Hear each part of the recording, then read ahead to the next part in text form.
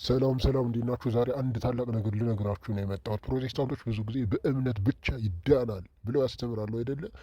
ሲጠይቋቸው ቃል በቃል አለው ሲባሉ የለም ነበር የሚሉት። ዛሬ በሚገርም ሁኔታ በእምነት ብቻ የሚል ቃል መጽሐፍ ቅዱስ ላይ አሳያችኋለሁ ማለት ነው። የትም እንዳትሄዱ።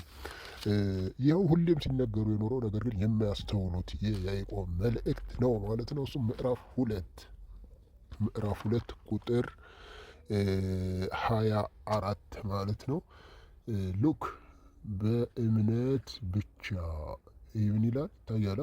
በእምነት ብቻ ይላል ማለት ነው። ነገር እስቲ ሙሉውን እንየው። ሰው በእምነት ብቻ ይዳናል ነው ወይ የሚል መጽሐፍ ቅዱስ እንየው። ይኸው የያዕቆብ መልእክት ምዕራፍ 2 ቁጥር 24 ነው። ይሄ ገልጻችሁ ማየት ትችላላችሁ። መጽሐፍ ቅዱስን 80 አሉ ማለት ነው። በመጽሐፍ ቅዱስ ማህበር የታተመው ማለት ነው። ሰው በስራ እንደሚጸድቅ በእምነት ብቻም እንዳይደለ ታያለህን? ሰው በእምነት ብቻ ይዳናል አይደለ የሚሉት። ይሄ ግን ምናል መጽሐፍ ቅዱስ ምን ይላል? በእምነት ብቻም እንዳይደለ።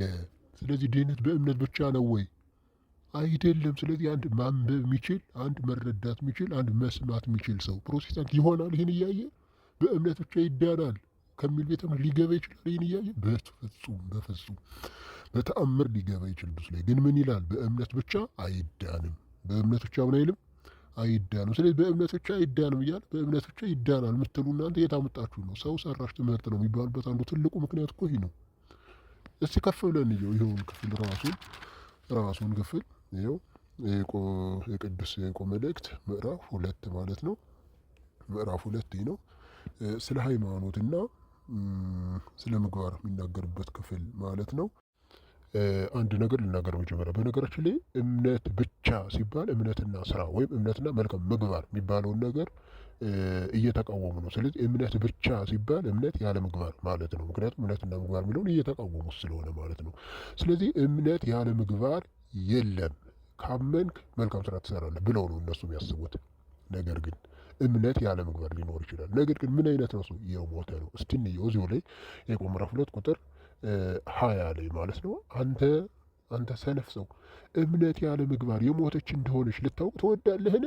ምን ይላል? እምነት ያለ ምግባር ምን ማለት ነው? እምነት ብቻ ምንድን ነው ይላል? የሞተ እንደሆነ ልታውቅ ትወዳለህን ይላል ማለት ነው። ስለዚህ አሁን ይሄ እምነት ብቻ ያድናል የሚለውን በየትኛው የመጽሐፍ ቅዱስ ክፍል ነው ፕሩፍ ሊደረግ የሚችለው? እውነት ለመናገር ፕሮቴስታንቶች እምነት ብቻ የሚሉት አንደኛ መጽሐፍ ቅዱስን ስለሚያውቁት፣ ሁለተኛ ነገር ደግሞ የያዕቆብ ክፍልን ገንጥለው ትተው ካልሆነ በስተቀር በተአምር ምንም አይነት የመናገር ሞራል ራሱ እንዲሁ ይህን ጥቅስ እየታየ ራሱ ይህ ጥቅስ ያለበትን መጽሐፍ ይዞ እምነት ብቻ ያድናል ማለት ይህ ጅልነት ነው፣ መጃጃል ማለት ነው። ስለዚህ ውድ ኦርቶዶክሶች ሼር እያደረጋችሁ ያረሱላቸው፣ ፕሮቴስታንቶችም ደግሞ ብታነቡ በቃ ምንም አይደለም። ወደ ኦርቶዶክስ ኑ ብለን አናስገድድም። ነገር አንብቡት። ስታነቡት ራሳችሁ ታውቁታላችሁ፣ ውሸቱን ታውቁታላችሁ። ዝም ብላችሁ ሄዳችሁ ባዶ አዳራሽ ቁጭ ብላችሁ ምንም የኦርቶዶክስ ጥላቻ ያለው ገንዘብ ብቻ ከእናንተ የሚፈልግ ፓስተር እሱ የሚለፈልፈውን ነገር እየሰማችሁ ድኛለሁ በእምነት ብቻ የምን መጾም የምን መጸለይ የምን መልካም ስራ በቃ አምኛለሁ ድኛለሁ ወዲያችሁ የምትጃጃሉ ጅሎች አትሆኑ። እግዚአብሔር የሚያስተዋልና መረዳት የሚችል አይምሮን ከሰጠ እንግዲህ ሌላው ሁሉ የሰው ድርሻ ነው ማለት ነው። ስለዚህ ብታስተውሉ መልካም ነው።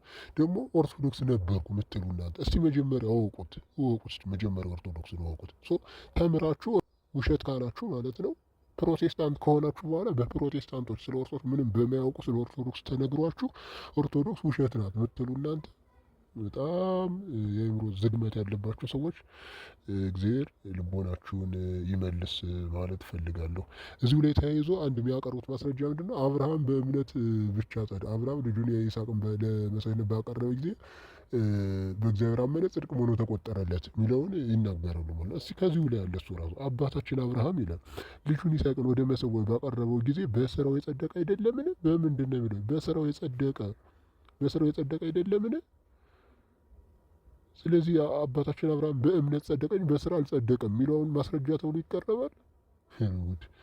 በስራው የጸደቀ አይደለምን? እምነት ለስራ ተረዳው እንደነበር በስራው እምነቱ እንደመላች ማለት ነው። ፍጽምትም እንደሆነች ታያለህን? መጽሐፍ ይላል አብርሃም አመነ ጽድቅም ሆኖ ተቆጠረለት ይላል። ይኸው የመጀመሪያውን እዩት። ጽድቅም ሆኖ ተቆጠረለት የሚለው ተፈጸመ። በስራ ነው ይህ ራሱ የተፈጸመው ማለት ነው። የእግዚአብሔር ወዳጅ ተባለ። ምን ስለሰራ ማለት ነው? በስራ ነው ማለት ነው እምነቱ የተገለጸው። ሰው በስራ እንደሚጸድቅ በእምነት ብቻ እንዳይደለ ሰው በእምነት ብቻ አይደለም የሚዳነው። ማስረጃ ያዕቆብ 2:24 ቃል በቃል እምነት ብቻ አያድንም ይላል ማለት ነው። እስቲ ክፍል 2 ነገ እቀጥላለሁ። ከዚሁ ላይ ነገ እንቀጥላለን። በደንብ አድርገን በሰፊው እናየዋለን። ሰላም እግዚአብሔር ከእናንተ ጋር ይሁን። ሼር አድርጉት ከምንጊዜውም በላይ